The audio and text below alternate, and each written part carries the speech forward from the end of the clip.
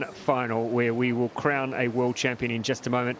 I did mention this is also Olympic qualification today, and we had some fantastic, exciting racing early this morning. Some interesting outcomes from the qualifications, some interesting countries who lined up for potential quotas for next year. But before we do all of that, let's have a quick look here at our medal table from our World Championships already. This is from the teams event.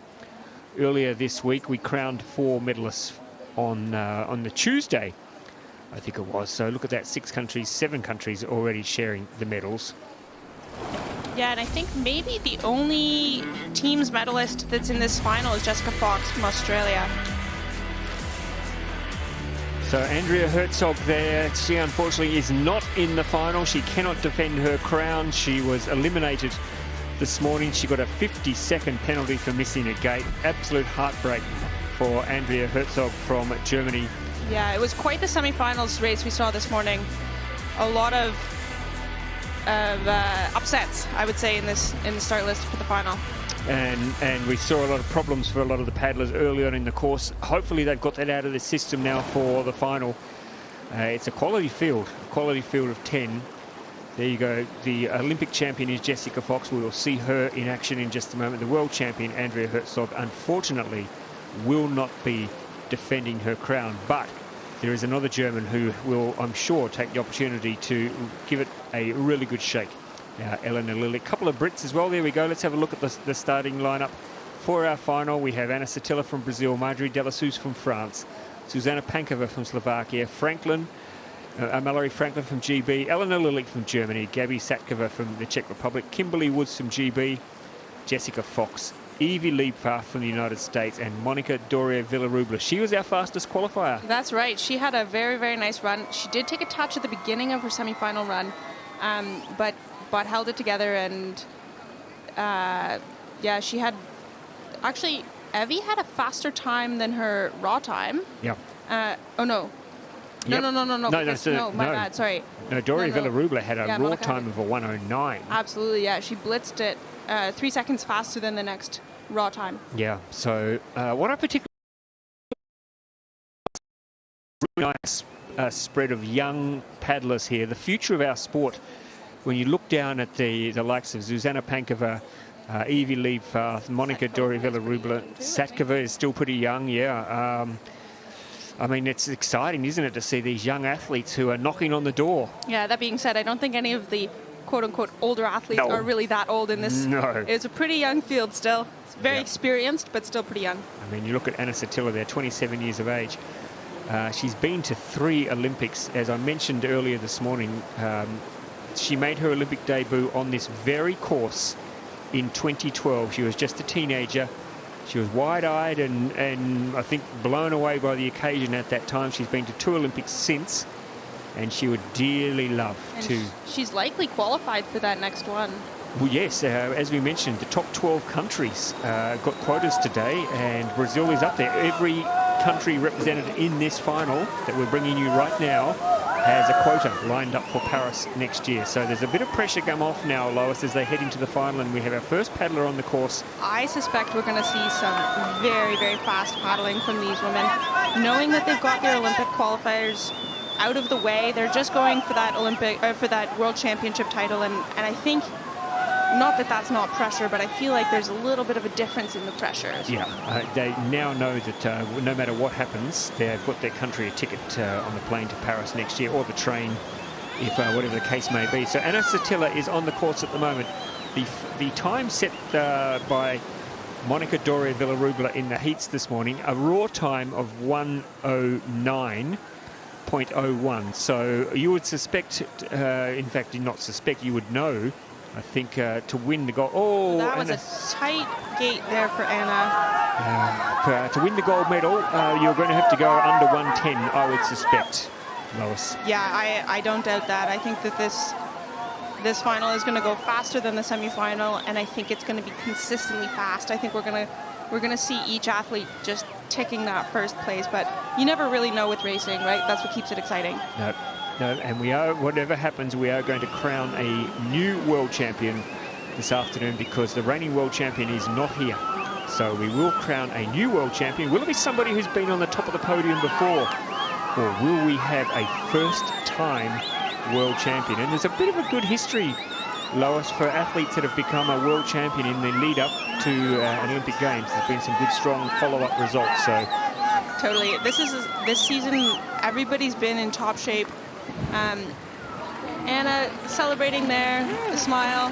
1:15. It's not a bad time.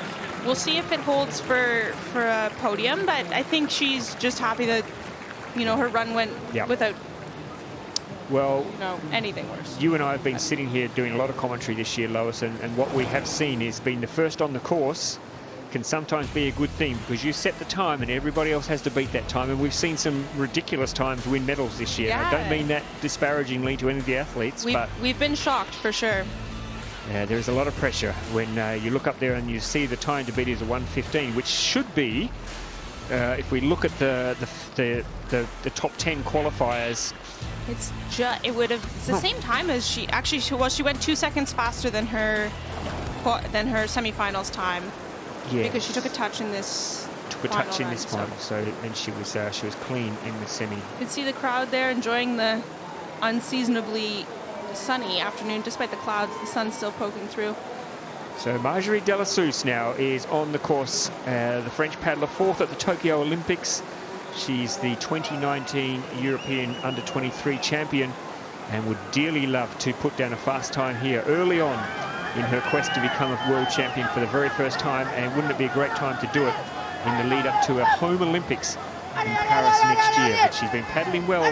Oh, I think that's a 50. Yeah, Mallerie had a bit of trouble in these first few gates in her semis run, and she managed to recoup the mistake she'd made at the top on her semis run, but unfortunately I think that one was a little bit far away. Now she's in trouble again in the So for those who are watching for the first time, if you miss the gate completely, and by missing it means that you haven't had your whole head and part of your boat go through the gates. If you cannot manage to do that, then you'll get a 50-second penalty. Yeah, and we see that one confirmed for Mallerie. Yeah. A touch of the gate is a 2-second penalty. Now, you can still win with a 2-second penalty. You cannot win with a 50-second penalty. No, that's right. And I'm not sure that we're going to see anybody winning this race with a 2-second penalty, but we'll see what comes of the racing in the rest of this final. But I have a sneaking suspicion that it's going to be a clean run on the top of the podium. Yep. There are a couple of athletes in this field who could get away with a touch and still win, but you don't really want to do it. Oh, there's another 50 there, I think. Cutting the lines too close here now.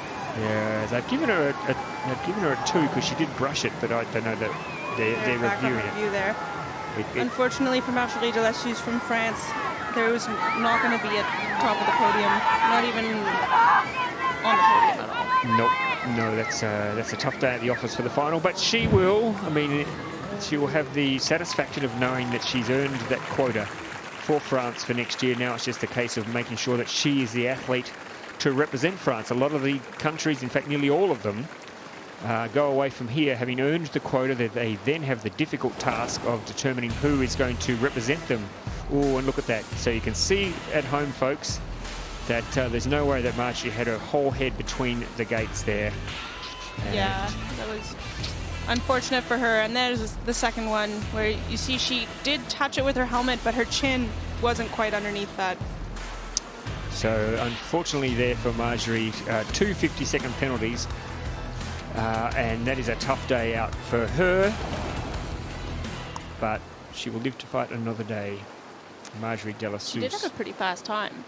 Her raw time is, yeah, not too bad, but a lot of problems there for her on her run. Now, one of the youngsters, just 18 years of age, sorry, Zuzana Pankova from Slovakia. She's the 2022 Junior World Champion, and she's also a former Junior European Champion, and she was 5th at the European Games this year. So this is one of the stars of the future. There is absolutely no doubt about that. Every time she comes out onto the water, she is exciting. Absolutely. What a great effort. Very dynamic paddler. Yep. We'll see here. Whoa. Look at that switch where she was able to keep the boat steady. Opting for a spin option here just to be safe and not miss the gate here. She's right in the middle of gate 7, unlike de la Suze from France we just saw. it's a strategic move to go safe in a move like that, Ross, but it can pay off in the end if you don't have a 50-second penalty. So at this stage, we have an error-free run from Zuzana Pankova from Slovakia. Catching that wave nicely, surfing into the up nice and high and keeping the boat running. Little bits like that keep you... just as I said it. Yep, commentator's curse kicks in again, a 2-second penalty there. Unfortunately, you saw there Zuzana Pankova, she did brush the gate as she went through. So the judges have no hesitation to give her a 2-second penalty. We have judges lining the banks of the water here. So they are with a bird's eye view of what happens. And then we have cameras covering nearly every possible angle of each gate. And in ground control, we have a team of eagle-eyed judges who pore over all the vision just to make sure that every call is correct. And because Pankova taking another touch there, I think, on that upstream, just with her paddle when she was switching. Yep. So unfortunately not. So everything is scrutinized to the nth degree. And of course, mistakes still get made because it is hard to cover every angle, and sometimes it can be very close. But where possible, we try as best as we can to ensure that everything is okay. So Pankova moves into second there with her 2 touches. Giving the crowd a little wave, but you could see as she crossed the line, I don't think she thinks that's enough to medal here. No, not with the quality of the athlete. We still have to come. She started off nicely at the top of the course, but yeah, it fell away in the bottom half. She got a touch on gate 12 and then 16 and 19. So 3 touches, that's a lot. Yeah, it's just maybe 1 touch is okay, but once you get into 2 and 3, 6 seconds of penalties, just it's an unmanageable gap. So we are about to have the first of the Brits on the course, and you can guarantee the crowd will be getting right behind Mallerie Franklin, the Olympic silver medalist. There they are, the 2 leaders at the moment. Marjorie looking not that happy with the way of the world right now. Tough spot to be with the cameras on you, knowing you have to put a smile on your face. Yep. Here we have Mallerie Franklin at the top of the course. Gates 1 and 2, managing them cleanly, but it looks, I felt like she was paddling very safe in the semifinal, and we'll see if she can put a little bit more speed on her boat for this final. So Mallerie Franklin, the silver medalist from the Tokyo Olympics. She was a world champion in the C1 back in 2017. That same year, she was also an under-23 world champion. It really was an incredible year for this tall British paddler, and she's out now and she's going fast. Very nicely there through gates 5, 6, 7 that we've seen definitely a few athletes struggle with earlier today and even earlier this afternoon. So good for Mallerie here. Also very smooth and clean and fast into that up left in the middle main wave. So we have good crowd along the banks here. They've come out today in the sunshine to cheer on the British paddlers. It really is a festival here. It's a carnival atmosphere. We have a live band playing. We have a real World Championship feel to it, and you can hear them now getting behind. Absolutely. They'll be loving to see these green numbers just ticking off every intermediary. It's been a very measured run here from Mallerie Franklin. She's in control. And nice move there. Nice move through the S's there. Very smooth. She's going to lay down. Whoa, look at that split. She's really meaning business here, Mallerie Franklin. She would love to be a world champion in front of her home crowd. She needs to finish it off for her. There's no doubt that she's paddling here for a gold medal. Oh, and getting caught in that last, that whole wave crossing is critical, and she did get stuck up there a little bit in that hole. I think she's still going to go into the lead. Going to go into the lead, but I'm not sure. I think that it's not an error-free run. No, let's see her reaction. Look, yeah, it's not one of elation. She knows that she's left the door open there for anyone else to come through. As Lois called, she got stuck in that cross there and spent forever trying to get out. You can see how spent she is. She had to use a lot of effort to get out of there, but she's sitting in the #1 position at the moment, Lois, and that's where you want to be, isn't it? You'd rather be sitting there than sitting 4th right now. Now 1:08.05 is the new time of reference, and I think it's a very respectable time. We'll see. You know, pressure is high. This is the World Championships. we'll see what the other women are able to pull together today. 108 is quicker than any time in the semi-final. Absolutely. Nobody went to 108. The best raw time was a 109. So she's already gone faster than the semi-final. But I just feel we've got a couple of athletes here who can, and this is one of them on the screen right now. Yeah, look at the focus in those eyes. Yeah, that should be a good poker player.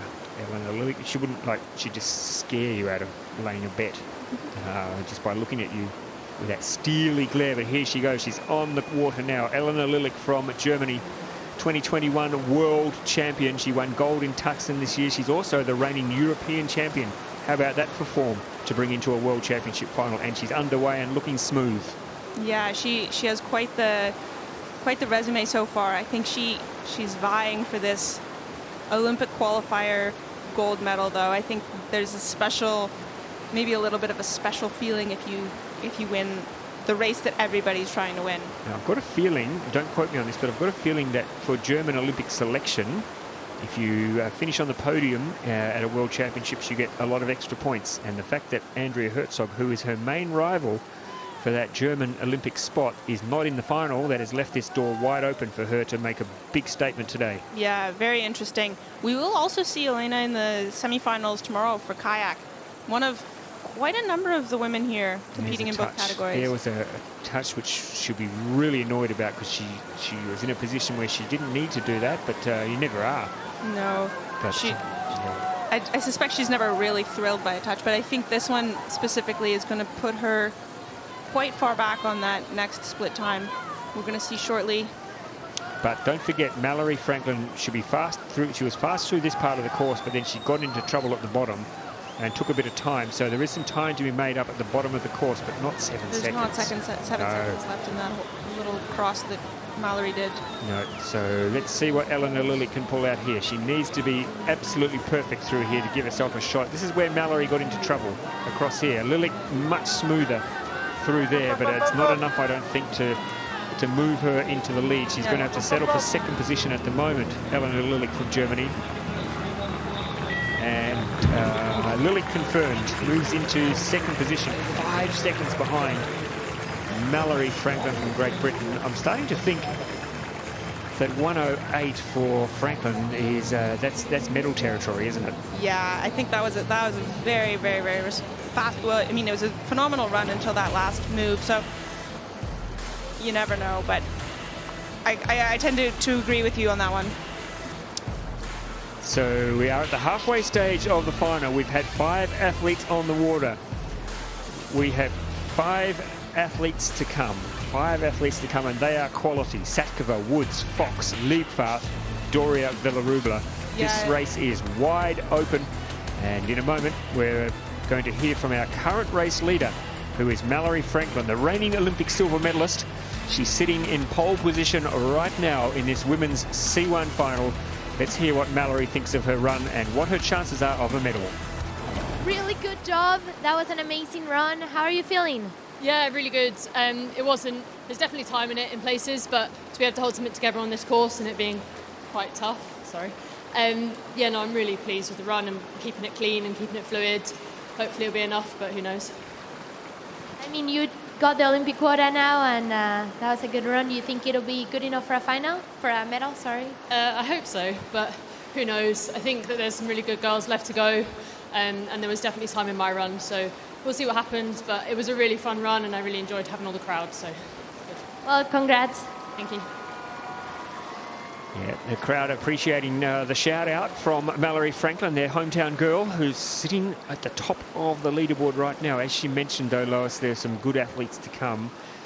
Yes, it was a very diplomatic interview. Yeah, and she knows, even though her time was fast and much faster than the semi-final, she knows that that she could have gone faster and she lost some time, and there are athletes still to come who will gobble that up. Yeah, I think it's hard to feel confident in a run that you know wasn't perfect when you have the likes of the next 5 women that are about to start. Every single one of these paddlers is just so accomplished, and really any of them could pull out a winning run today. So here we have Gabi Satkova from Czech Republic about to start. I believe in 2021 she was in this. She was third. Third, okay. She won a bronze medal in the 2021 World Championship. She's also a 2-time junior world champion. And as I mentioned in the semi-final, she does a lot of wild water paddling as well. So just loves being in the rough water. And this is made for her today. She could really come out now, pin her ears back, and do something pretty special. Yeah, the big white water in this course in Lee Valley is definitely something she's not afraid of. Look at her. That was definitely not her race plan to take a pause there, but she so far is making it work. And you see the boat control of this paddler, absolutely phenomenal. So 1.8 down at this stage, but just we need to remind you that at the bottom of the course is where Mallerie Franklin lost a bit of time. So it doesn't really matter if you're a little bit behind the split at this stage, because there is time to be made up at the bottom of the course. But she's dropping back a little bit now. She's going to have to do everything absolutely perfect from here on end to knock Mallerie Franklin off the top of the leaderboard. Yeah, so far quite a smooth run, but Mallerie was just so precise at the top of this course, and I think it shows the British paddlers how much time they spend on this course. They know where to get all of the little accelerations, all of the little waves that'll give you a little bit of a boost without costing you too much energy. And we see Gab taking a touch there. Yeah, you think that would be no matter... Oh, and there's a 50. Too tight. Yeah. Yeah, unfortunately for Gabby Satkova, that is undoubtedly a 50-second penalty. Wow. I mean, that's the pressure. That is the absolute pressure. She knew she had to make up some time somewhere, and that means taking risks. And when you take risks, if it comes off, it looks fantastic, and you can get something pretty special. But unfortunately for Gabby Satkova, she's had to pay the price today. That's very disappointing for her. The World Championships come around only once a year, and this is going to be a pretty heartbreaking run for her, I think. I mean, some good stuff in it for sure, but... So as we look at shrug of the shoulders there. Yeah, her raw time was 54 seconds in penalty, so that she would have been a 1:11, which is around about the time from this morning for Monica Doria Villarubla. So disappointing there. You can see here she's nowhere near it. Unfortunately, the boat didn't go anywhere near it, so don't worry about the head. The boat didn't. Some of the boats got to go through the gate. None of it did. Yeah, and I think also the whole head didn't go through. She didn't get her chin in that.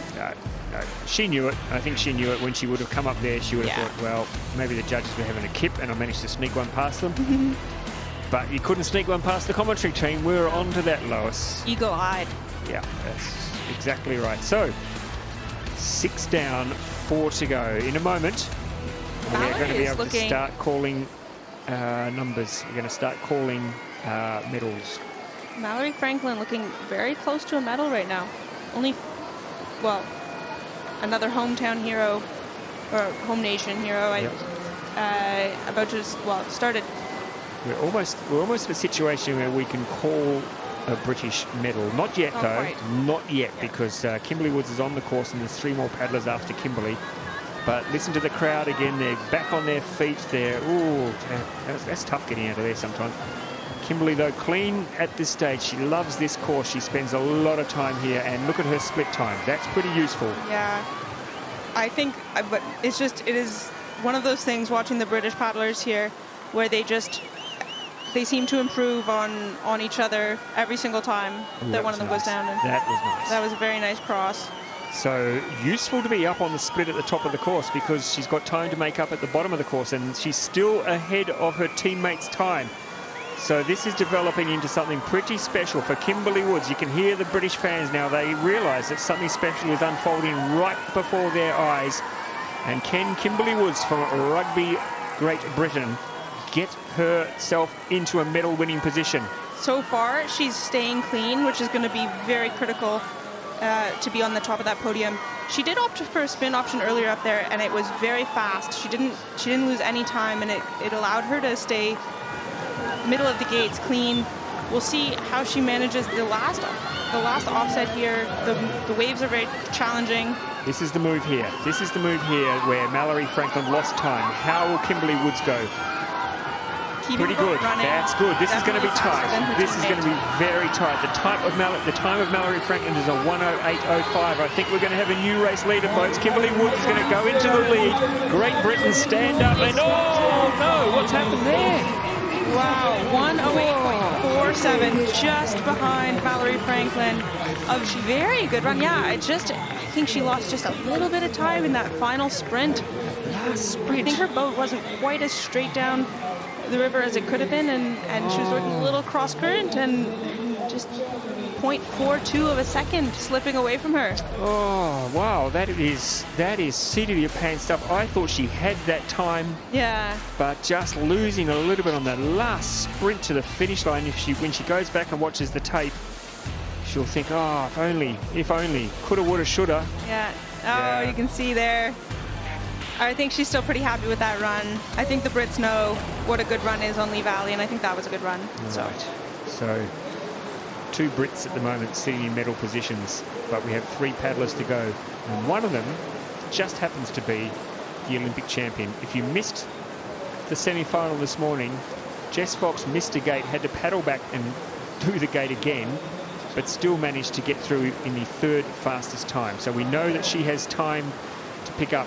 That's right, and I think Jess, when she's playing it safe, is a great paddler, but when she's going for that gold, there's something special about the way she paddles. So it's been a long time. Oh, she nearly dropped her paddle there. You see, she just, in her switch, her T-grip was just a little bit out of where she expected it to be, and she saved it quickly. You could barely tell, but she did have a little wobble.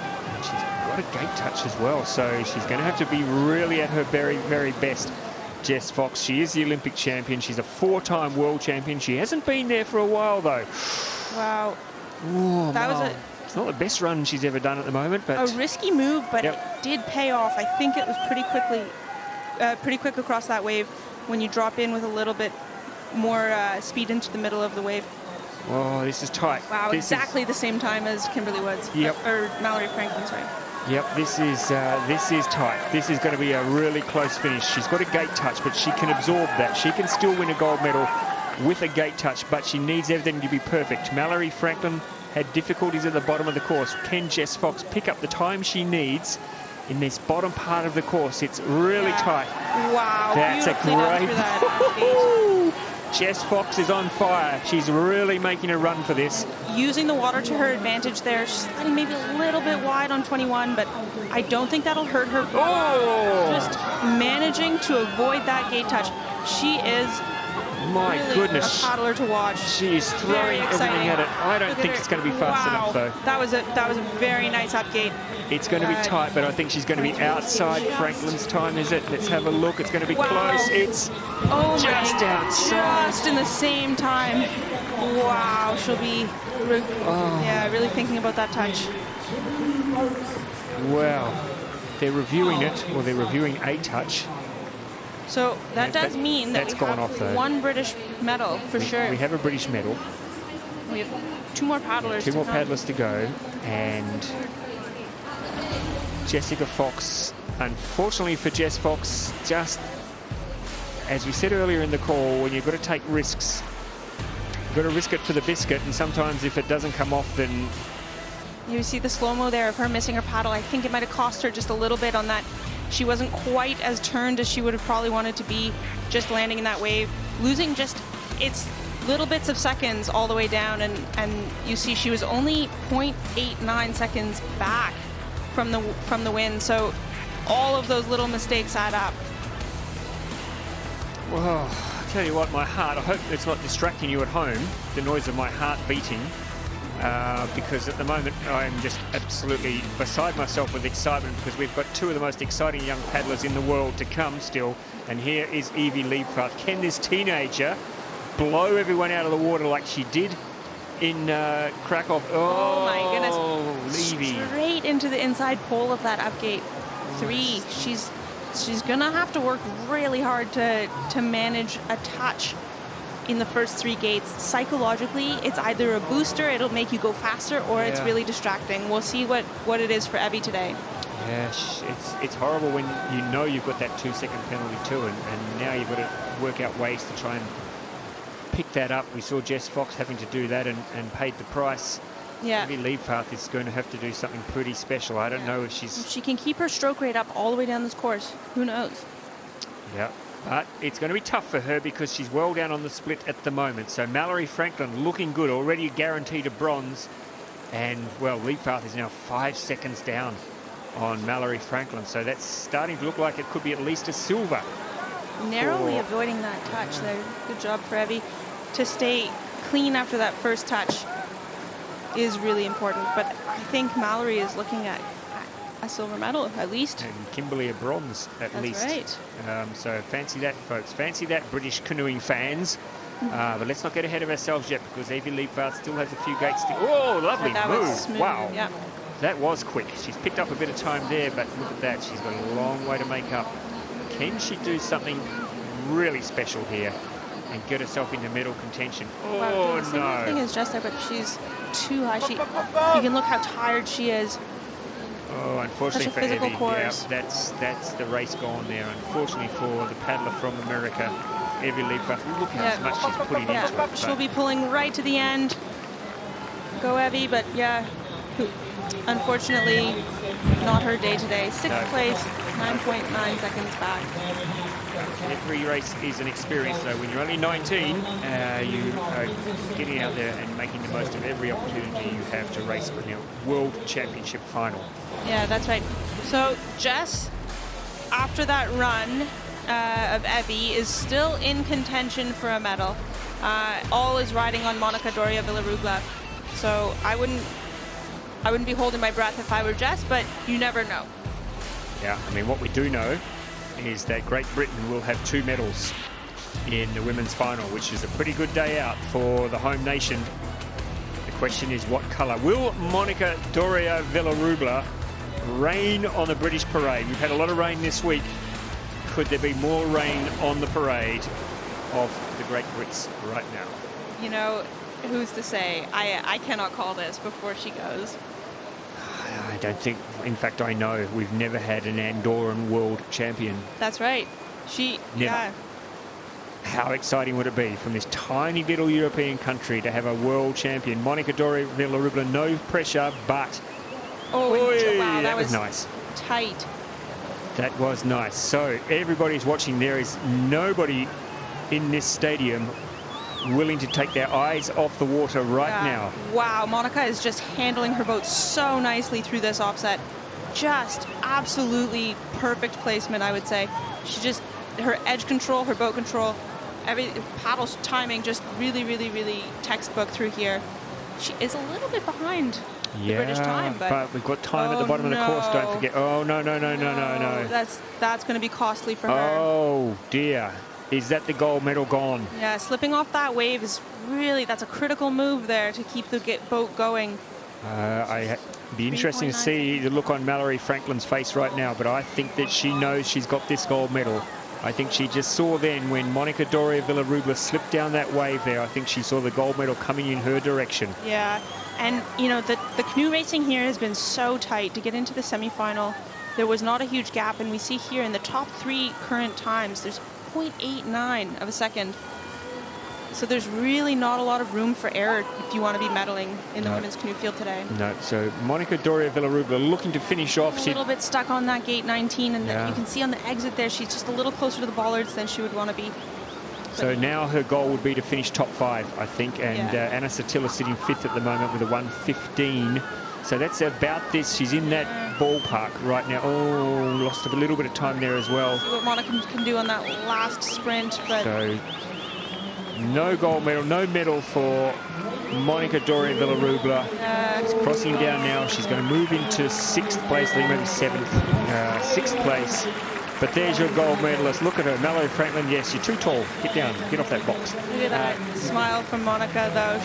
She really did give it her all, which was nice to see. She most certainly did. But let's stand up and applaud for Mallerie Franklin, because she is a world champion again. She did it in 2017. She's waited 6 years. Look at her. She's waited 6 years to get back on top of the podium. And what a time to do it in front of your home crowd. Absolutely. What a special place to win in your home nation. And with your teammate right next to you. Cheek by jowl, sitting there in the silver medal position. How proud are you, British paddling fans? You have gold, you have silver.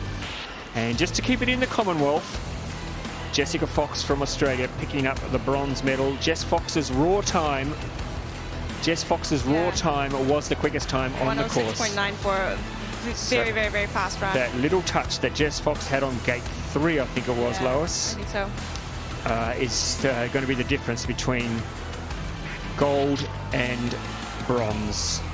But little helmet scratch there. Yeah. I don't think Mallerie can quite believe it. She's trying to keep things under control, but it's a great moment for her. It's a great moment for British canoeing. Let's have a listen to Mallerie Franklin. Let's have a listen now. There's confirmation. Mallerie Franklin gold, Kimberly Woods silver, Fox, Lilik, Satilla rounding out your top 5 athletes.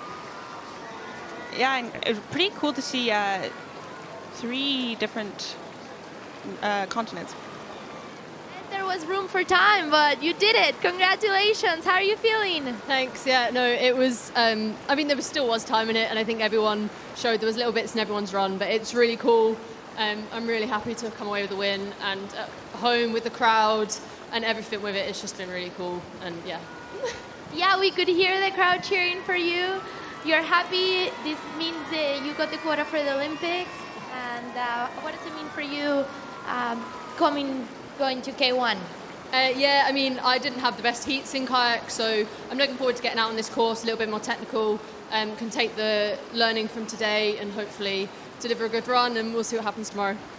Definitely. Congratulations. Thank you.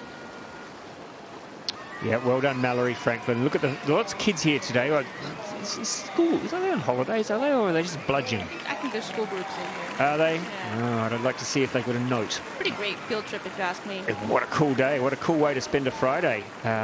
Don't worry about going to school. Just come and sit here on the banks, on the grassy knoll, and watch your country win a gold medal and a silver medal. What a cracking final. I hope you've enjoyed it at home. We've certainly enjoyed bringing it to you. Myself and my co-commentator Lois Bettridge from Canada. Thank you, Lois. Thanks for having me, Ross. Thank you. Enjoy the men's final. Yes, looking forward to the men's final very, very much. But looking back now at some of the highlights from the women's race, and it really, really was special and just exciting to see. I mean, it's always a bit special at a World Championship when you have homegrown athletes coming out and winning gold medals. You saw it last year in Augsburg on a couple of occasions, and now we've seen it today in the women's canoe. What can happen in the men's canoe? We also have a Brit in action there in the men's canoe, so it's going to make for a very exciting men's final. And we are going to see some quality athletes, some world champions in action, some Olympic champions in action, including this man, Sidiris Tatsiadis from Germany. Two-time Olympic medalist. He's a reigning world champion, and today he will mean business. He already has that quota locked away for Germany, and he would love to hold on to the world crown, the crown he won last year in front of an adoring home crowd in Augsburg. He would love to come out today at Lee Valley, where he won a medal in 2012 at the London Olympics. He would love to come out today again and show the British crowd what he's made of. It's going to be a great final, Brodie Crawford. Look at that quality lineup. Yep, we start from scratch again. Hey Ross, we got a few big names and a few upsets maybe as well. Polo Kekon and Hedwig maybe you wouldn't expect to be up in there in the top 10, but they've taken their opportunity and they're ready to go, fight for the medals. They really are. Now we just need to bring you up to speed with the Olympic qualifications, because since we were on air, there's been some issues. There's been some dramas. So we told you that Switzerland had finished in 20th place and 12th overall in terms of the nations. What we then ascertained is the country that was 21st had exactly the same time. Oh, you're kidding me. And that country was Spain. And so now they're checking it out. They're going back through the rule books. They're going through to determine what happens. You're kidding. I wish I was. I actually wish I was kidding. But I am not kidding you. What are the chances? What are the chances? So the countries that finished 20th and 21st, that's Switzerland and Spain, they are both tied for the 12th quota position for Paris next year. You could not write a script like this, could you? No, you couldn't. Bloody what hell. can you tell us, Ross? As you said in the semi-finals, bloody hell. And I'm going to say it again right now, because that is a moment when you're allowed to do a slight blaspheme. What can I tell you? Well, I can tell you that our much finer minds than mine, Brodie Crawford, are working on it as we speak. The nice thing to do would be just to give it to the Swiss, because the Spanish have it. The Spanish have the quota anyway. But then the next country in line from Europe will probably say, well, hang on a moment, we want to go as well. Yes, of course. Everybody wants to be there in Paris, so yeah. Sounds like a logistical nightmare. It does indeed. Luckily, our job is much simpler, Brodie. We just get to call the final, and we call a gold medal race, and this is it. The World Championship final is underway, and a man who doesn't have to worry about any of that nonsense because he's already got that quota locked away for Italy is Paolo Cecchon. He's on the water now. Silver at the 2015 Under-23 World Championship, snuck into this final, and sometimes when you think you might have got further than you're expecting, Brodie, you can really throw it down in a final. Absolutely. He's starting this run beautifully too. I haven't seen any errors really. It's a really solid start, and he's building in beautifully. Oh, it's just a little low. Got to really push him that way, but he's clawed it back. It's not too bad. Oh, really nice there in the up left. So the fastest qualifying time, the fastest raw qualifying time in the semi-final was a 96.09, which is what Benny Savsek laid down. 96.09. So definitely you need to be under 100 for sure to be in the chance of a medal here. Anything over 100, you might as well pack up and go home, I think. Yeah, plenty of things have happened. I think I'd have to agree with that, Ross. So good times. So. Yep. Oh, this looks like a very solid run. From memory, this split was around the 73 mark for most of that semi-finals. This is good, Paolo. Oh, nice there too. Very nice through that that little combination. Here's a place where some athletes have lost some time. We've seen a couple of boats flip over and all sorts of things happening here. So you need to nail this, and he's done a good job. Paolo Cecchon. This looks like it's going to be a sub-100 time, Ross. So very, very solid start to this final. Yeah.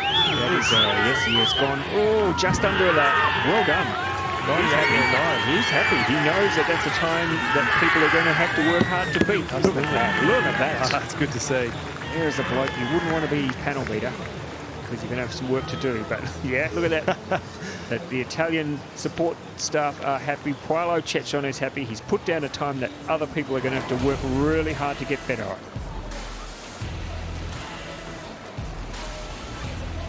Look at the determination on his face from Paolo Cecchon. Silver in the Under-23 World Championships way back in 2015. So it's been a long time between drinks for Paolo Cecchon to get on the podium. Could today be the day? What a day to do it at the World Championships. Sure is. Awesome to see him seize the moment there. He's sort of in a team that sometimes he's outshone by, maybe I could say, with some big names, but he's been really consistent over the last couple of years, so awesome to see that great run. And he's put the pressure on everyone else, most importantly. So we mentioned earlier on, it's been a very big week for Luka Bozic. He became a father for the first time this week on Saturday. He flew back. He got a 3 a.m. phone call. He raced out to the airport, got a 6 a.m. flight, flew back to Slovenia. Was there, missed the birth unfortunately, but he was there for the first hours of his baby boy's life and had a great celebration with his girlfriend. Flew back to London that night, was on the water the next morning preparing for the World Championship title. And can he put down something special today, Luka Bozic? Yeah, pretty amazing week he's had. Oh, wow. Gee. He's done well there. Well, he's done well, but he's got a 2-second penalty. So yeah, but it looked like he was going to miss it for a second, but yeah, this is what happens in a World Championship final. You can't be safe. You can't be safe, can you, Brodie? No, I mean, you never want to get a touch like that, but at least it's early, so he can take all the risks all the way to the finish and try and claw back that time. So Bozic is one of 2 Slovenians in this final. The last paddler on the course will be the reigning Olympic champion, Benny Savsek. And they are always formidable performers, the Slovenians, so you'll expect that one of them will give it a good nudge. Might not be Luka Bozic's day today, although he has picked up a bit of time, I think. Not a lot, but he's picked up a bit of time on the bottom half of this course. Yeah, it's hard to fault what he's done so far. He's just very, very good there. Or give the judges some work to do there. What are they going to call that? I think they're giving it the okay. They're reviewing it. It was tight. Yeah, that'll go to the video judges. Wow, they're just settling back down after lunch too. They had a couple of I saw a few of them. They're having a couple of extra lamingtons at lunchtime, so now they've got to put those to one side and do some work and work out whether there's a 50-second penalty or not. But that time is, well, he's under 100. Wow. Raw time's good. Did well, didn't he? He pulled back a lot of time. Yep. After that early touch. Yep. But unfortunately, for Luka Bozic, and they are still reviewing that gate. It looked close, no doubt about it, but did he get his whole head between the poles? Maybe we'll see a replay. We'll see a replay coming up here. Well, here we go. You be the judge at home, folks. Is this a 50 or is it... Oh. Brodie Crawford, I'm putting you on the spot here. Slow-mo is not helping him, I don't think, Ross. In full speed, it looked good to me, but in slow-mo, I'm not so sure. Yeah, the slow motion may be the killer for him. Ooh, like he's got that little bit of hair sticking out of his helmet, I think. Maybe that got through. Nope, they've given him a 50. They've just confirmed it. The 50 goes on for Luka Bozic. That's disappointing for the new dad from Slovenia. Yeah, tough day for him, but at least he gets to go home to a baby boy. That's pretty cool. Yep, and I had a chat to him the other day. He was saying, you know, everything gets put into perspective about what's important in life when suddenly you are responsible for a youngster. So he will go home tonight and celebrate, I'm sure. And we'll see him in Paris in a couple of weeks for the World Cup. There we go, the French. Don't they love dressing up in ridiculous clothes? Speaking about a youngster. Yep. The youngster coming down the course now. One of the quickest we've seen in a long time. Yep. A two-time under-23 world champion.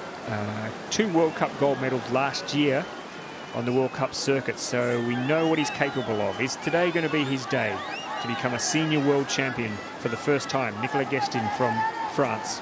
Yeah, he's off to a nice start. Like you say, he's got everything you need to do it. It's just putting it all together on the day under all the pressure. But so far, very nice. Close on the split.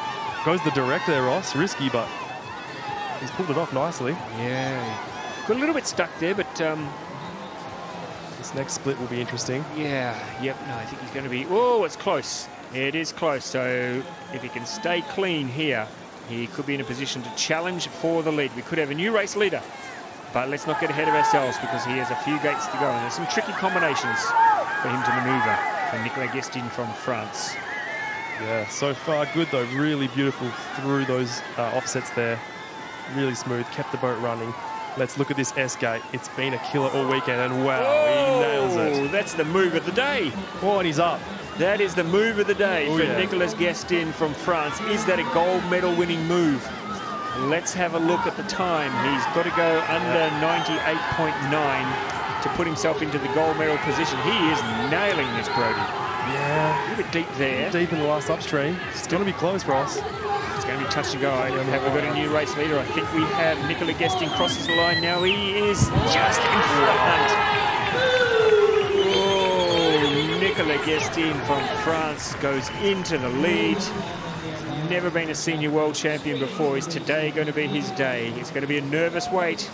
Yep, he's given himself a good chance. It's going to be right up there in the mix. We did see some 96-second runs without their touches in the semi-final, so there's time out there, Ross.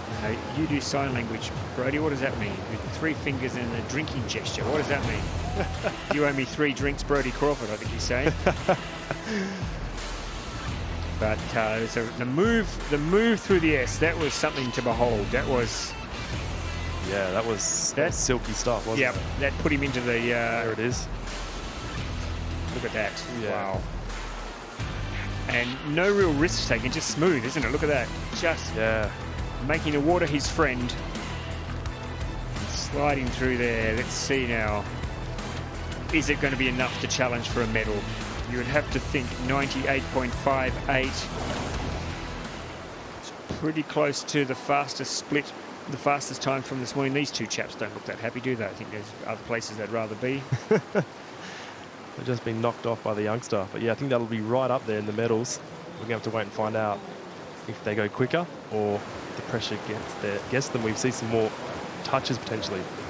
So Vaclav Chalupka now takes to the course. He is the 2021 world champion way back in Ljubljana. No, it wasn't Ljubljana, sorry, it's Bratislava. Yes, 2021. Third in the European Championships this year. So he's been paddling okay. Ooh. Yeah, coming off a good result at the European Champs, so definitely have some confidence. This is right on the edge of the limit, but it's working for him at the moment. It's a nice start to the run. So he's one of 2 Czechs in this race, and of course this is all part of their Olympic qualifiers as well. So there's a bit of a race going on between himself and Lucas Rowan here. I think I'm pretty certain that this is one of their qualifying races. So it'll be a bit of a... He'll want to be a world champion, but he'll also want to make sure he finishes ahead of his Czech teammate. Yeah, absolutely. There's races within races this weekend, isn't there, Ross? It's all happening. Yep. Really so much in the line for a lot of these athletes. Yeah, so is. Now, at this stage, this is good. This is clean, and this is quite fast. He's not a million miles away from the split time. Let's get an update in just a moment. Oh, not as smooth as Guestin was. He lost a little bit of time there. So, can he pick it up here, though? Oh, that was nice. Very nice. Is it going to be enough, though? He's got to go under 98, really, to get himself into the lead. A little conservative there, I think, on that turn. He went the direct, but it was a little low. That's a little low again. Yeah, I know. It's slipping away, unfortunately, for Vaclav Chalupka. He's out of the medal contention. Vaclav Chalupka from the Czech Republic slips down into 3rd position, but his time is a 100, so that's going to be tough. That's going to be tough. Yeah, far out. Seen some pretty solid runs, haven't we? A slight 50 from Bozic, but they've all sort of thrown down some fast times here to start the final. Yeah, Luka Bozic has the fastest raw time on the course so far, but 52 seconds in penalties is the killer for him. So at this stage, as we head towards the halfway stage of this final, it is a Frenchman sitting on the top of the podium. It is Nicolas Guestin from France. Next to him, the Italian Paolo Techon and Vaclav Chalupka sitting in 3rd. But now you watch, the British crowd are about to get excited because their man, Mr. A. Burgess, is about to take the course. 4th place in Tokyo, back in at the Tokyo Olympics. 2015 under-23 world champion. He's already watched 2 of his teammates win medals today, Mallerie Franklin and Kimberly Woods, 1st and 2nd in the women's C1. Yep. That would inspire him, wouldn't it? That would lift him to go out and do something pretty special. Yeah, and he's a lightning paddler, especially on this course. He knows he's got everything it takes to win. Far out, some pressure on his shoulders. And go at him. Yeah, listen to the crowd. Listen to the British crowd. They're not happy to settle just for 1 gold. They want to go home and talk about the 2 gold medals they saw today at Lee Valley Whitewater Centre in London. What can Adam Burgess bring them? He's made a good, strong start here. Nice and clean, nice and smooth. Yep, looking very nice, very composed. Just get through these first 8 gates. I've seen a lot of little touches and fiddly mistakes through there, so he's done well to navigate that, and then it's time to put on the afterburners. So he's down a little bit on the split, but not by much. Ooh, nice swing. Nice spin there. Ooh. A little held up on the surf there. You saw the nose going under the water. It's not what you want. You want to try and keep the nose of the front of the boat free, but not too much of a time loss. So still about a second down now on the time of Guestin, so he can pick that up. He can pick that up at the bottom half of the course. But Guestin was very good in a couple of the gate moves down here. So Burgess is going to have to be really smooth. Yeah, for sure. He's got to be good in that S gate, and then I think he can claim back a little bit in the last upright if he's good through the rest of the course. Let's see how he goes here. Oh, not as smooth as Guestin, but wasn't too bad. But he's down now. He's getting down to 2 seconds down. That's a lot to make up. Yeah, a lot to make up in the last sort of 3 gates, but let's see what he can do. Here he is, Adam Burgess. Can he at least put himself into a medal-winning position? I don't think he's going to be fast enough to be in the gold medal position, but could he slip himself into 2nd or 3rd? Let's see, he's racing for the line now. Adam Burgess from Great Britain. What's going to be ticking over the... Oh, moves into 3rd. Moves into 3rd for Adam Burgess. So that means at the halfway stage of this final, it's a Frenchman who is sitting at the moment with a gold medal in his hands, Nicolas Guestin. What do you think, Brodie Crawford? Is that going to be a time good enough to hold on now and win a medal? Oh, it's hard to say. I think it's going to come very close. I think it's going to be around that 3rd, 4th sort of area. I think we're going to see a 96. I think from the winner potentially. I think you might be right. And when we have a look at the quality of athletes still to come, we have Olympic medalists, we've got world champions. So yeah, the quality is there. Let's have a listen to our race leader, Nicolas Guestin from France. That was an amazing run, so smooth. How are you feeling? Yes, I really feel happy with my run. It was a hard course, hard semis, and to do it in the final in the right moment, that feels really great. So we will see. I didn't know if it will be enough, but already I'm happy with what I do. What was the most challenging part of the run? I don't know really, because everywhere there is some things to do and to work, but for me the last part was really maybe not perfect. So I think they can be really faster on this last part, but we will see. It's the final, so sometimes it's enough. Well, good luck. Thank you. See you. Au revoir. Well, there we go. You and I thought he did pretty well on that bottom half of the course, but he thought he could have made up a bit of time. What do we know? What do we know? I think he might be referencing that last upright where he went a bit deep, as you mentioned. But it was pretty close to perfect, wasn't it?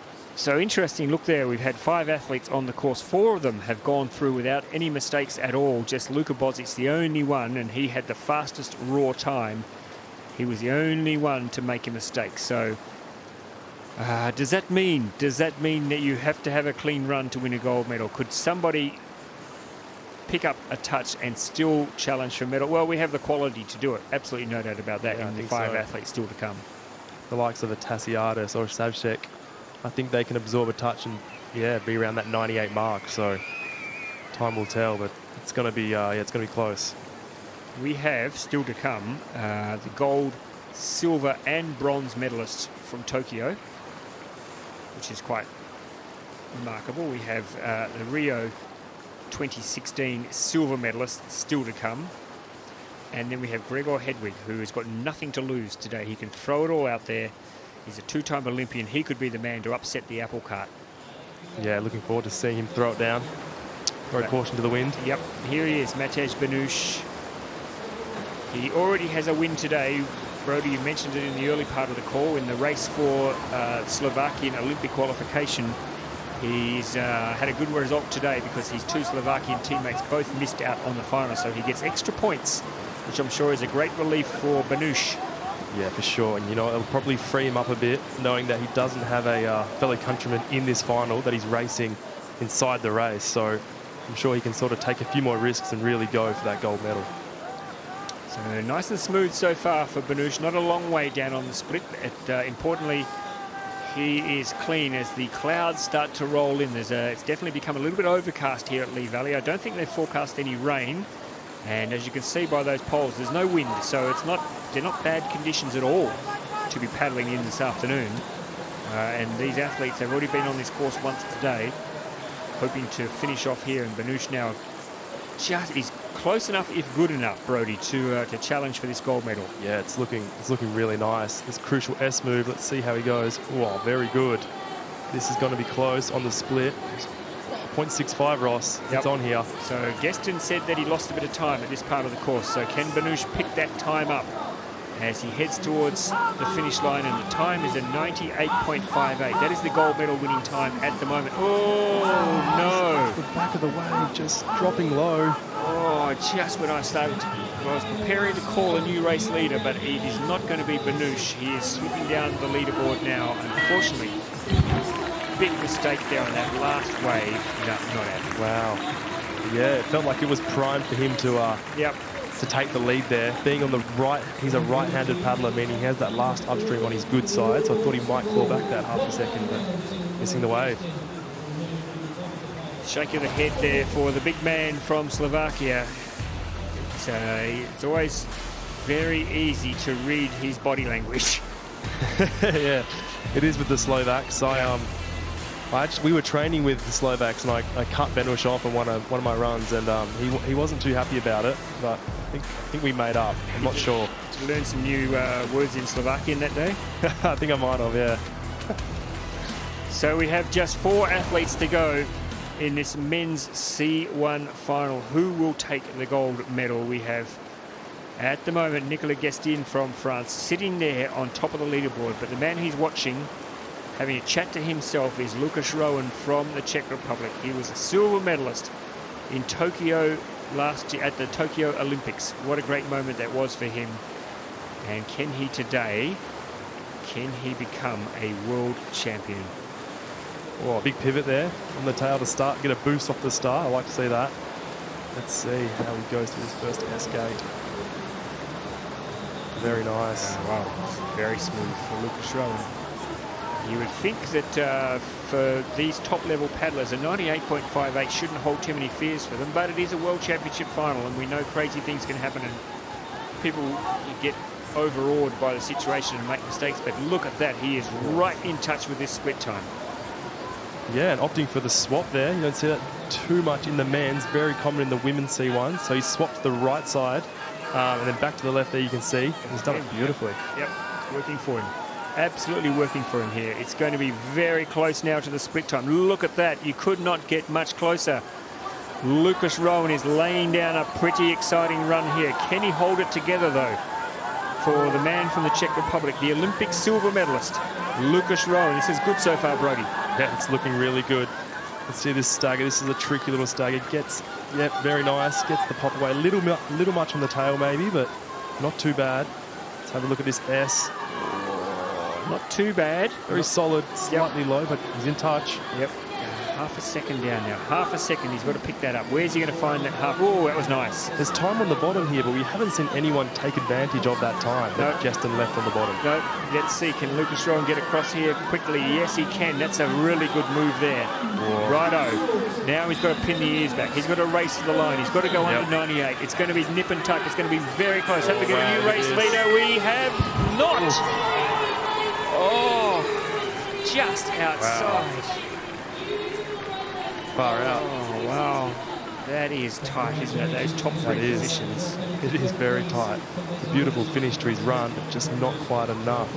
Clawed back a bit of time, but into third. I thought it was into second. Wow, no, it is that's tight. what I mean. It's so tight there between the first three athletes now. They're all in that 98-second mark. 98.58 for Nicolas Guestin. It is still looking good. Yeah, and Paolo Checo, who went down first. He's holding steady up there in second place. He's been standing in there in the kiss and cry for so long there that he almost has to get a passport to remain. But can he stay there till the end? There are three athletes to come in. Just a moment, we will know who our first medalist is. The man about to take to the water, though, he'll have a big say in this because he is the reigning world champion. He is a two-time Olympic medalist. I'm talking Sediris Tasiadis from Germany. Look at him. Look at that man. Oh, yeah, he means business. He does. He won the silver medal here on this course in London in 2012. He likes it here. He loves paddling. Here he goes. Big man, the world champion, Sediris Tasiadis, bronze medalist from the Olympics in Tokyo. Always gives it his best. Yeah, ultra consistent paddler. Can he go back-to-back world championship? That would be pretty incredible. You really, Brody, you rarely see him really stuff up a run, do you? No. Yeah, absolutely. He's always there or about. Even when he has a bit of a down day, he normally manages. Whoa, far out. No. It's a radical start. He's making it work. Yeah, he is throwing. He's not going to die wondering. He is going to put everything out there. He does not want to go to bed tonight in his pension, if that's where he's going, wondering, if I had have done this. He doesn't want to even think about that. He wants to know I did everything I possibly could. And if I missed out, well, I missed out. But at the moment, it's close. Wow, look at that. It's very close. There's a review going underway, but I think it was okay. I didn't spot anything. Did you see anything on gate 6? I didn't see anything, no. I think it's okay. Let's hope for his sake he's clean. Yep. But this, he is really shoving that boat around at the moment. He's not exactly making it look easy, Ross, but... Whoa, there's a touch for sure with the chin. The chin. Now he's really got to rip it. Yeah, maybe if he had shaved off the bum fluff, he'd be all... Oh, and there's another touch there, I think. Another touch, I think, yes. You called it. Oh, Sediris Tasiadis, everything was going well. He cannot absorb 2 touches. No, I don't think so. It's going to be tough from there. It never really looked like he found his rhythm, did it, Ross? He was fighting a lot of that Just a little too close to the poles, maybe. Just, yeah. It was too much on the edge, it felt. Yep, yeah. You're right. But slipping down now, he'll be disappointed. He'll be disappointed because his raw time, let's have a look there. He had 2 touches, 4 seconds. His raw time wouldn't even be fast enough anyway, so that's okay. Yeah, Nicola Guestin says, guess what? I've got a medal. I've got a medal. Oh, wow, yes, look at that. What colour is it going to be for the Frenchman? So Sidiros Tassiadis touched one of the poles with his chin. I wonder whether, I mean, let me say this from the outset. He does rock the beard. Look at that. It's a good beard. But I wonder if he had to shave that off this morning, would he have avoided the touch? Was it that tight? Let's have a look here. Woo! No, that's not. I think it was earlier on. Earlier on, yeah. The chin touch, yeah. Anyway, that's life. That's life. You can't look good and not have to pay the price occasionally with the beard touch on the gate for Sidiros Tassiadis.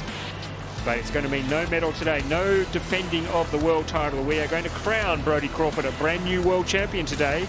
We are, far out. And you know, there's still 2 seconds. We know there's 2 seconds out there, Ross, on that course. Yep, absolutely. And those 2 paddlers yet to come will know that. It's all to play for.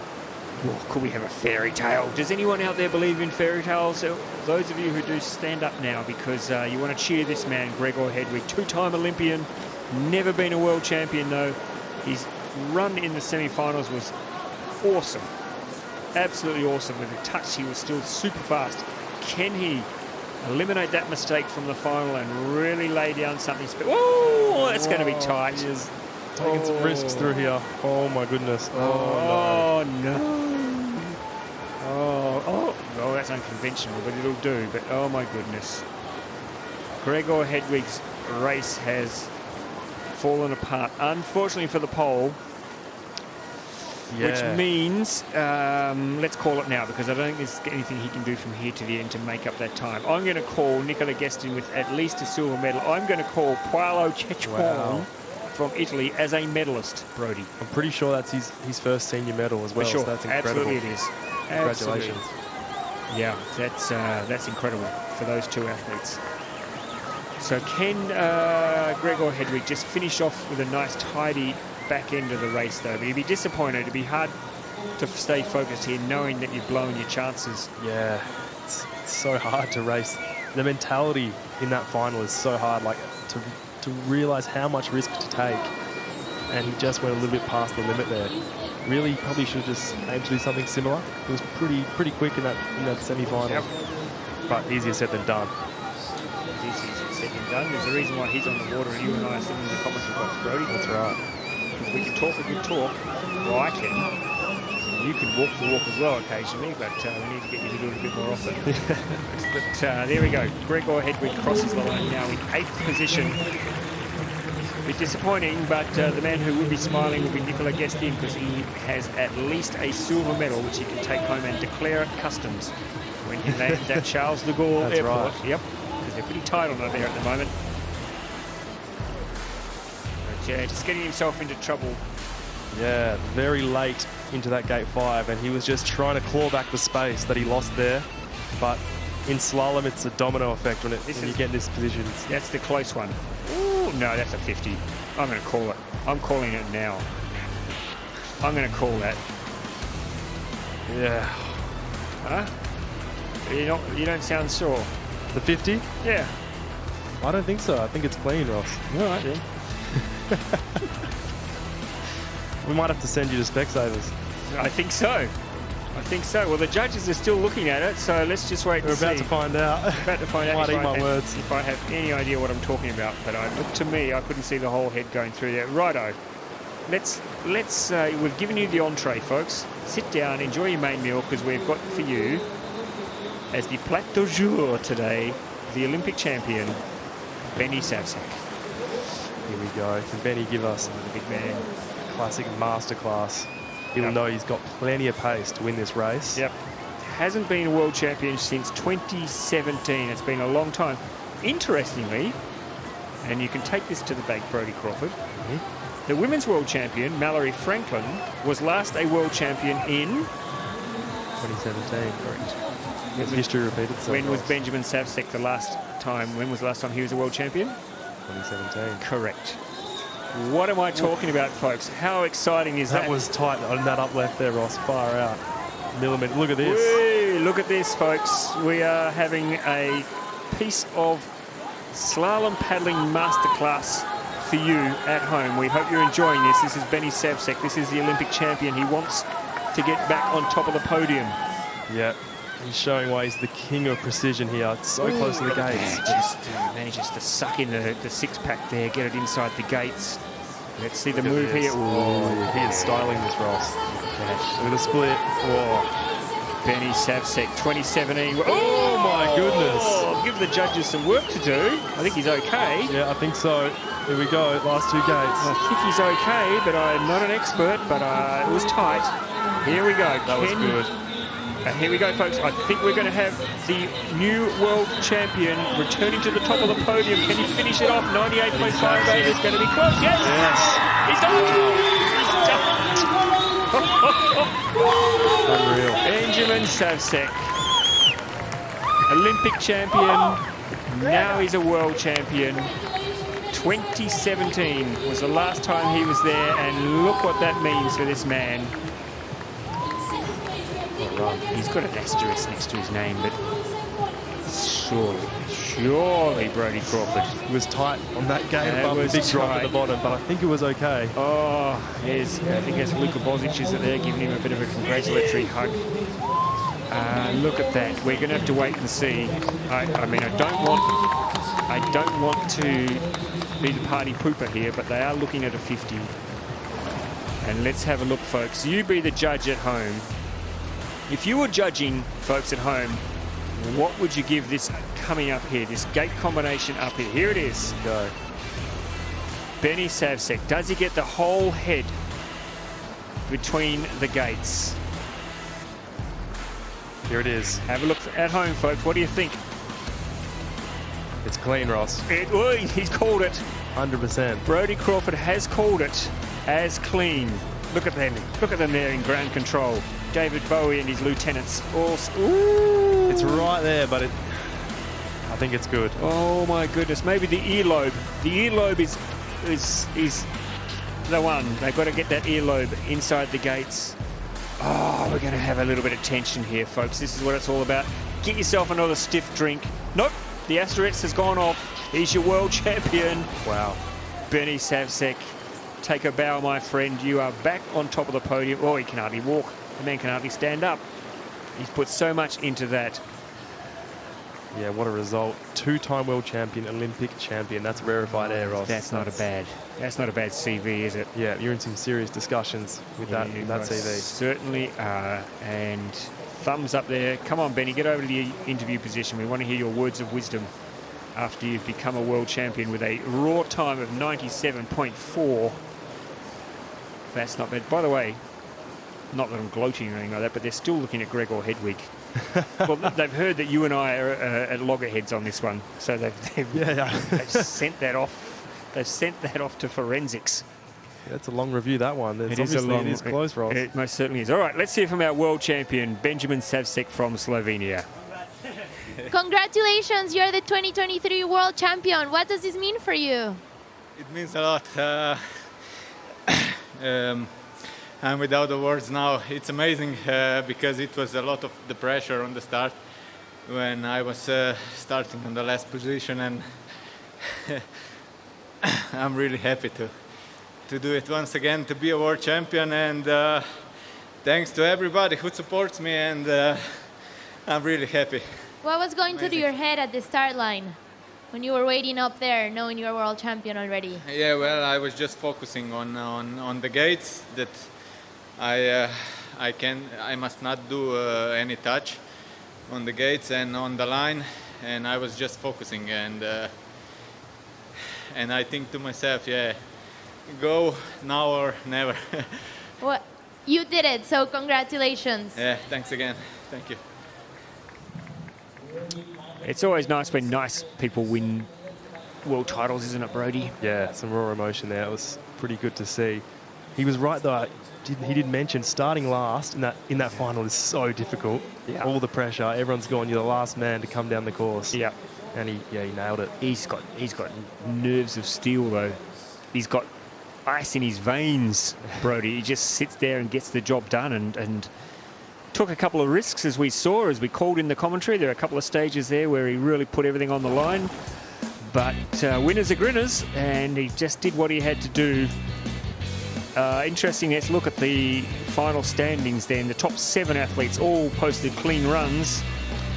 The second fastest time on the course today was Benjamin Savsek's teammate, Luka Bozic, who still, though, his raw time wasn't quick enough to knock off his teammate, Benny Savsek, but that's a bit of a feather in the cap for the Slovenians, the 2 fastest raw times. Nicolas Guestin from France takes the silver medal. Paolo Cechon, he is a World Championship bronze medalist. He'd be pretty happy with that tonight, wouldn't he? Would be. Awesome result from him. First senior world's medal. Yeah, comes down first, lays it down, puts the pressure on the rest of the field. So good to see. And does it mean anything, Brodie, to go off to an Olympic Games now as the reigning world champion? I think for sure. I think it gives you confidence. I mean, you've just proven you're the best man out there. And everyone knows it, so you've got to back yourself in when you start at the Olympic Games that you're going to be up and about and close to the medals. Basically, you have a license to strut your stuff, don't you? You have a license to poke your chest out and say, hey, I'm the world champion. If you want to beat me for this Olympic gold medal, good luck. Yeah, for sure. And you need a bit of luck, I think, to beat Benny Savsek. He's that quick. Yeah, he's paddling really, really well. What a quality final we've had, folks. We hope you've enjoyed it. We certainly enjoyed bringing it for you. In a moment, we are going to bring you the medal presentation, and there'll be some pretty excited, you can see already, the British school kids, well, they're excited for 2 reasons. One is they got to miss out on school today, and that's always exciting. But make sure when you go home, kids, you do your maths homework, because that's very important. Maths is important. But they also got to see a hometown gold and silver medal, so they're getting in some moves early to as part of the celebration, which we'll bring to you in just a moment. So great day for the home fans, great day for Slovenia with Benny Savsek taking the gold medal. While we're waiting, Brodie, we might just recap where we stand at the moment with the Olympic qualifications, bearing in mind, as I said, there's a little bit of conjecture going on at the moment. We've got a little bit of drama, which I'll spell out for you in a moment.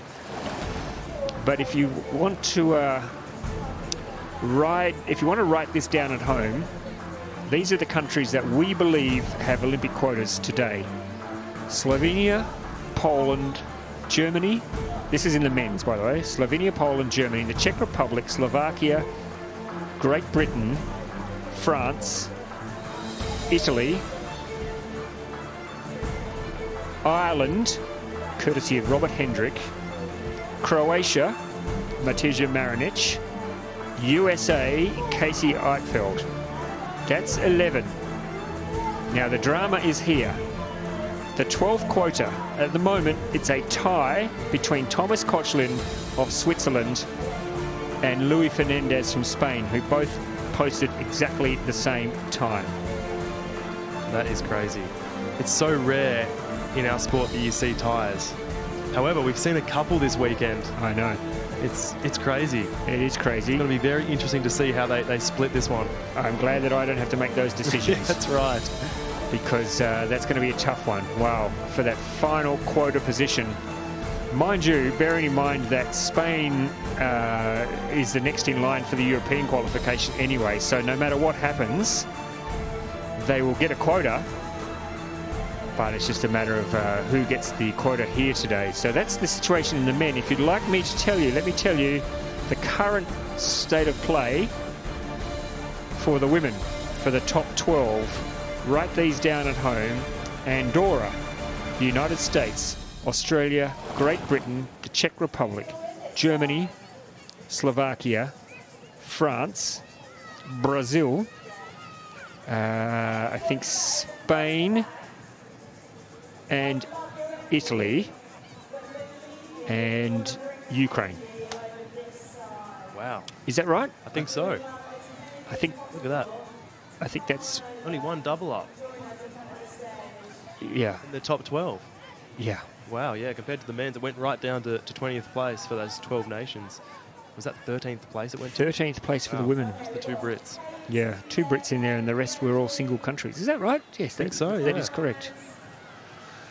All right, now we've got a bit of a break now, I think. We've got 10 minutes or so until the medal ceremony. We will bring you the medal ceremony, but we might take a little bit of a break between now and the medal ceremony.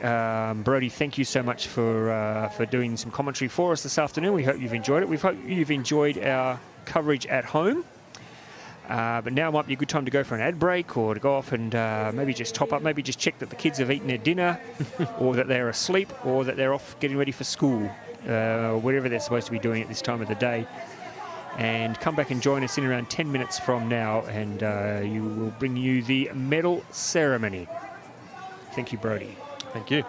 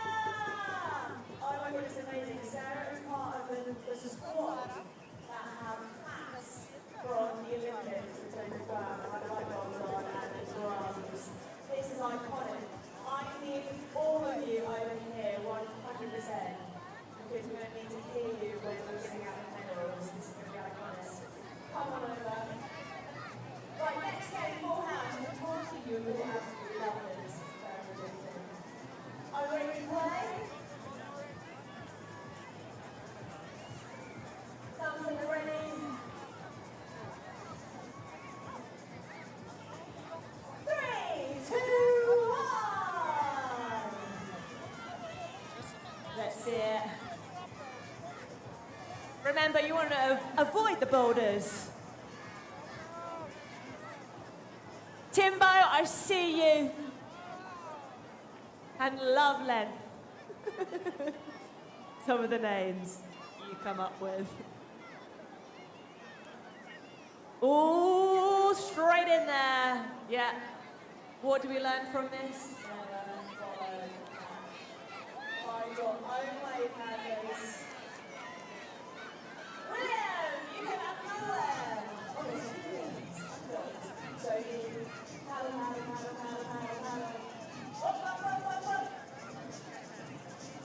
DJ, you can play all day. Or you're going to come to this room.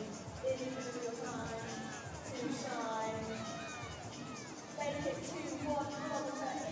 Oh, DJ, on the right behind you. William versus William.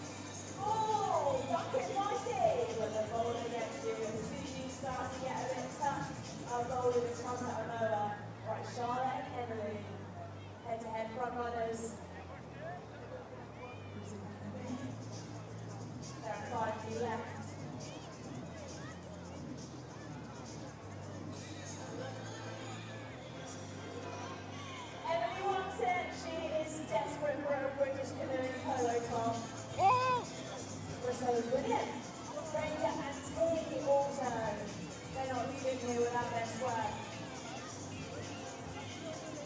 Smooth paddling, Emily.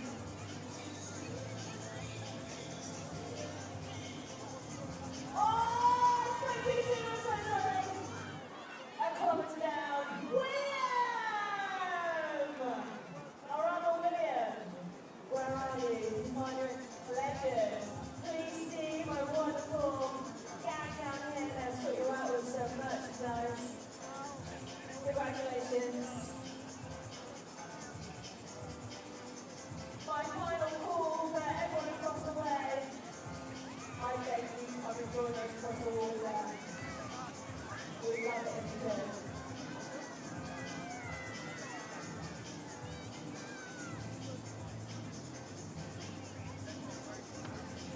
We know everything, medal ceremony are going to start around 3 p.m, so not too long to wait now. So if you can hear me in your own right hand zone, make your way over to the main field for the medal ceremony starting at 3. And my girls with the light bulb hats have made it. Yes, Queen! So good to see you. Don't forget to collect your prize. Oh, we're down there already, amazing. Okay, Charlotte, Kate, Duncan. Duncan's been wanting a photo shot all week.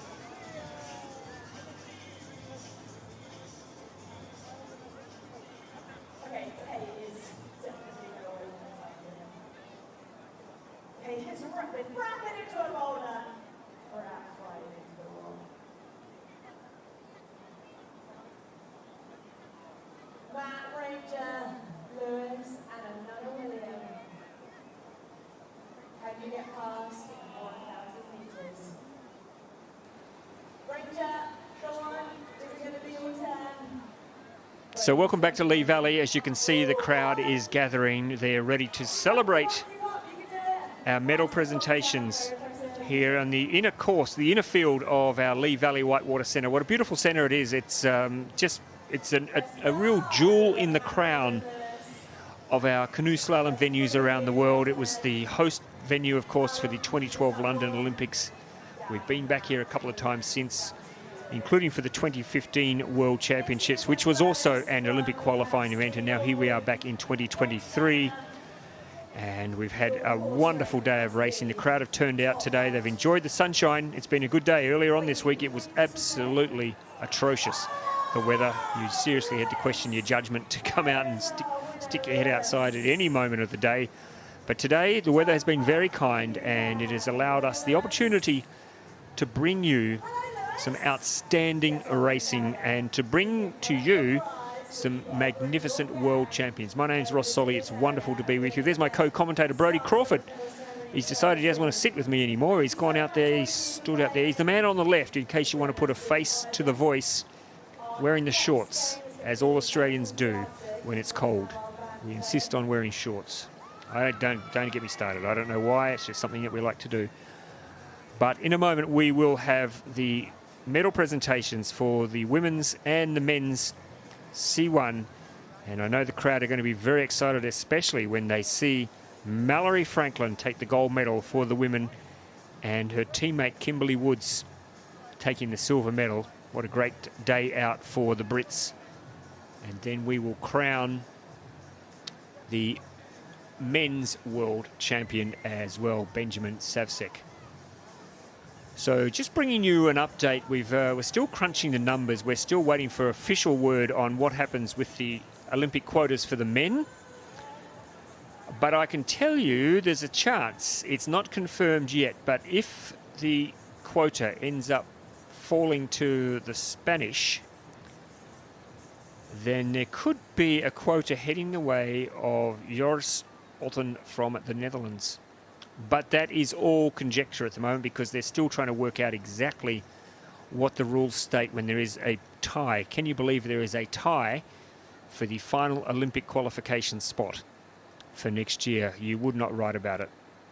If you did, if you wrote about it in a script and you presented it to a director, they would throw it back in your face and say, that is totally unrealistic, go away and try harder. But it is the fact. That is actually what has happened. So good luck with that one, people in high authority. So tomorrow we will bring you the men's and women's kayak semi-finals and finals. Should be a wonderful event as well. We've got the chance of crowning some new World Championship medalists.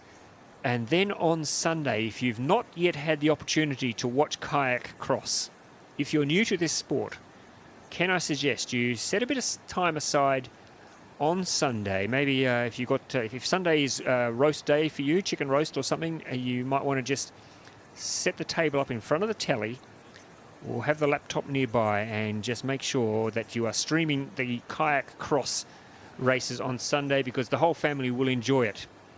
And if you undercook the roast, then nobody will notice, because they'll be so enthralled by the kayak cross, which will be coming your way on Sunday. It is not an Olympic qualifying event. That will happen early next year in Prague.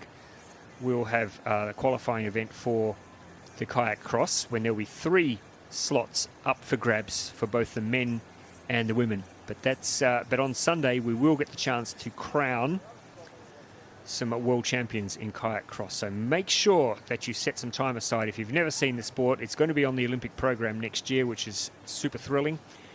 And you'll get a chance to have a look at it on Sunday from Lee Valley. So looking forward to bringing you that. Now, we're just waiting for the medal ceremony. It does seem they are taking a long time to get themselves sorted there. It was supposed to happen at 3 o'clock. We've now gone past that, so I'm not sure what the delay is. Sometimes getting all the athletes in place is a little bit like herding cats, I have to say. And sometimes actually the athletes aren't the problem, it's the officials who present the medals who are the problem, because you've got to drag them out of the VIP and bring them down here to present the medals, and that can be quite a challenge because the VIP area is quite warm and everything there is free, and it's quite nice to be there. But I'm sure they're looking forward to presenting some medals here for the women's and the men's C1. So we'll just wait now. I can see a bit of movement up the left behind the Red Bull truck, which has managed to place itself there in the camera shot. So well done there to the marketers there who've managed to get themselves a prime position. But I think we are now starting to get ready. There's a lot of arm pointing going around. There's a lot of finger pointing, a lot of waving, but not a lot of walking. I'd like to see less arm waving and less pointing and more walking right now at this moment. So if you're listening to us behind the shed there, behind the medal podium, stop waving your arms about, get on the podium, let's crown these world champions. They want to be crowned and we want to celebrate it. Here we go, some official sounding music, folks. That can only mean one thing. It's medal presentation time.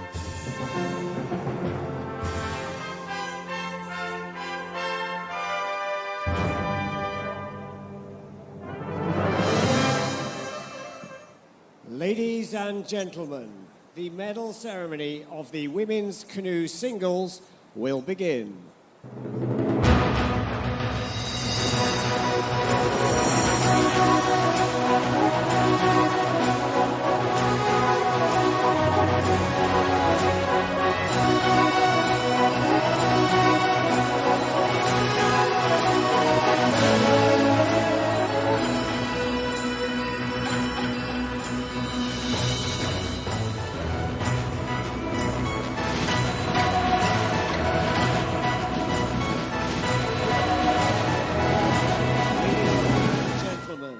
We present the medalists for the women's canoe singles.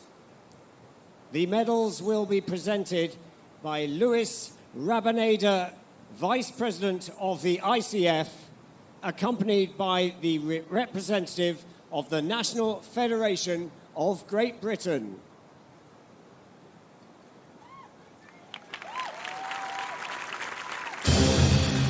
The bronze medalist is Jessica Fox of Australia.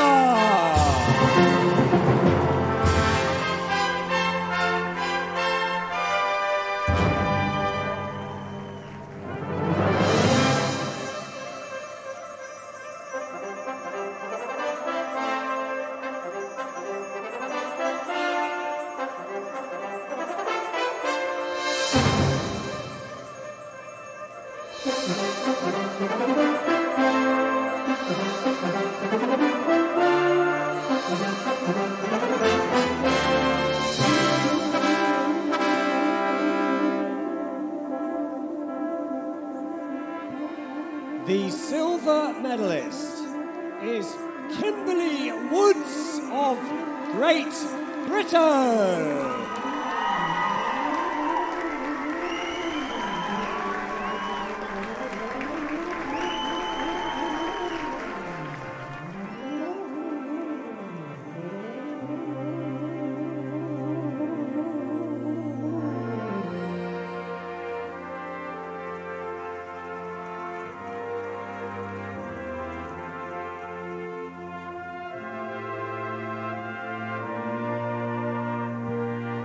The gold medalist and world champion, Mallerie Franklin, Great Britain.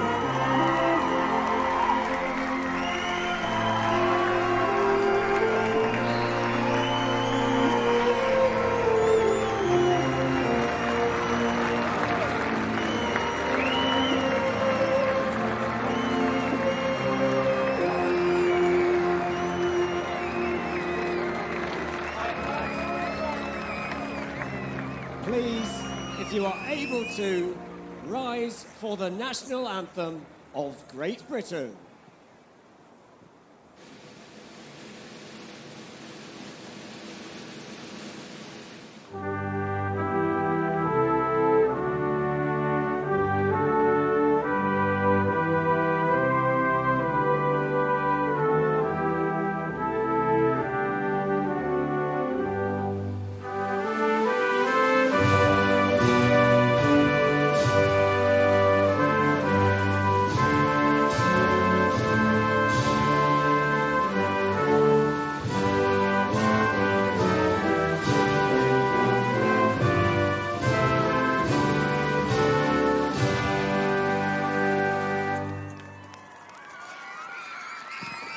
Well, congratulations, Mallerie Franklin, Kimberly Woods, Jess Fox. Three ladies that we have seen on podiums a lot since women's canoe rose to the heights that it's risen in recent years. These have been three very consistent female canoe paddlers and certainly worthy podium finishes today. Mallerie Franklin, by nature quite a shy person, and she would be trying to keep her emotions in check here, I'm sure.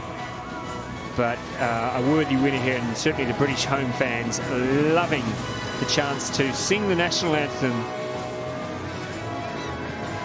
And a great result there, 1 and 2 for Great Britain. The bronze medal going to Jess Fox, who just repeating, she did post the fastest time on the course, but she had a single gate touch, just a little touch, wasn't a big one, but just a single gate touch, which was enough to give her a 2-second penalty and drop her down from first to third. But that is canoe slalom racing. Those are the risks you take in our sport.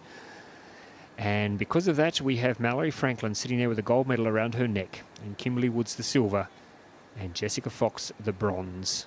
Great result for our sport today. The wind is starting to pick up. Doesn't matter. There's no more racing to happen today, but we still have the men's medal ceremony coming your way in just a moment from now. They're gathering behind the shed. They're ready to rumble. They're ready to get up there and accept their honours.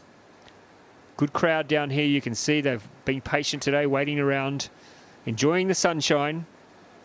Getting a little bit cooler now, but the weather forecast for the next couple of days is pretty good, I think. I don't think there's any forecast of rain, so they'll be happy about that. Certainly the rain has been annoying, but they'll be looking forward to having a good day racing tomorrow and then again on Sunday. All right, the important sounding music is kicking up again, which means it's time to crown our men's C1 World Champion, silver medalist and bronze medalist for 2023. Ladies and gentlemen, the medal ceremony of the men's canoe singles will begin.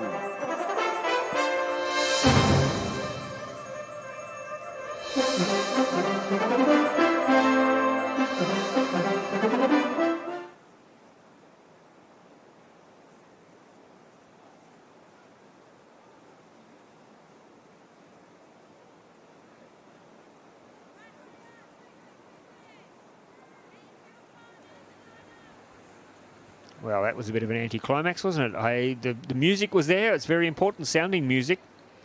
And the official announcement was there that we're going to present. Here we go. We're going to have another go at it. Let's see if we get it right this time.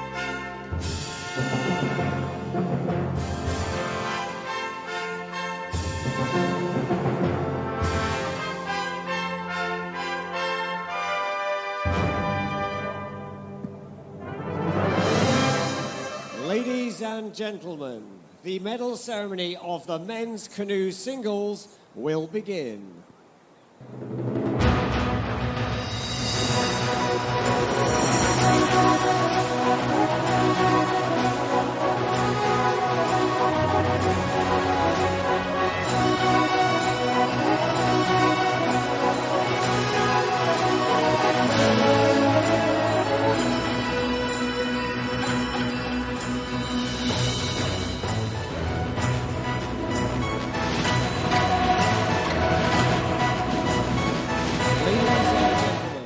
We present the medalists for the men's canoe singles.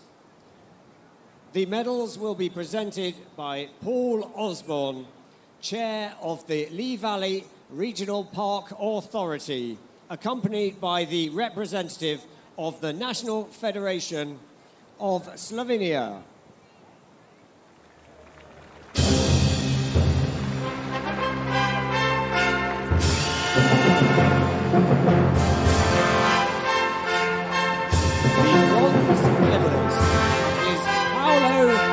Of Italy.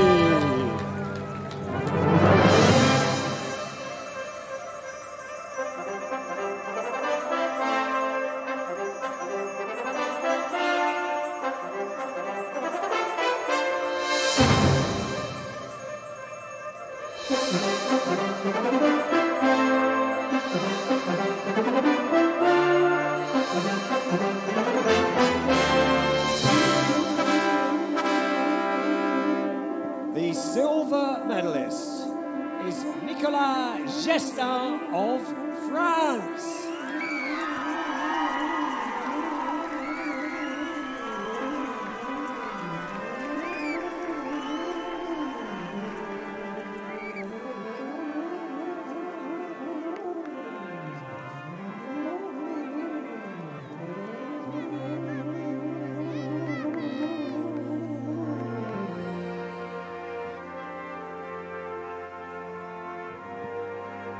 The gold medalist and world champion, Benjamin Sapsek, Slovenia.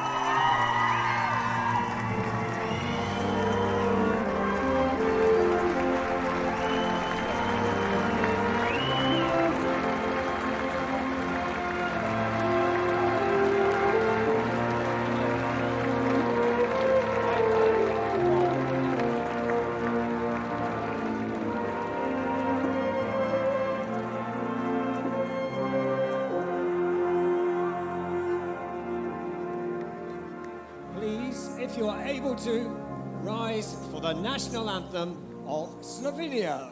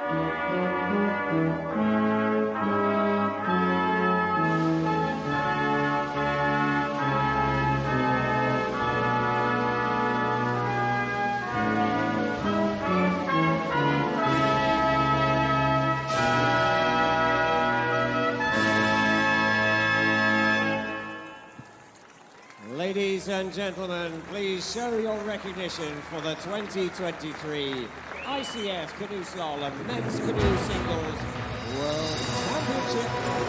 Congratulations to Benny Savsek, Nicola Guestin and Paolo Ceccon from Italy. They are your gold, silver and bronze medalists. That is your World Championship treble, your World Championship trio, standing up there on top of the podium right now and celebrating what has been a great day for them. Not only are they World Champion, silver medalists and bronze medalists, but they've also locked away those all-important Olympic quotas for Paris next year. Double reason for them to celebrate tonight. I'm sure they will. I'm sure they will go away from here and treasure these memories forever. What a great day it's been. I hope you've enjoyed it at home. We've certainly enjoyed bringing you coverage from today's racing. We're looking forward to bringing you the same quality of racing tomorrow when we bring for you the men's and women's kayak finals. There's the standings on the leaderboard at the moment. It's the overall medal tally, and Great Britain on top of the ladder. See you tomorrow, folks.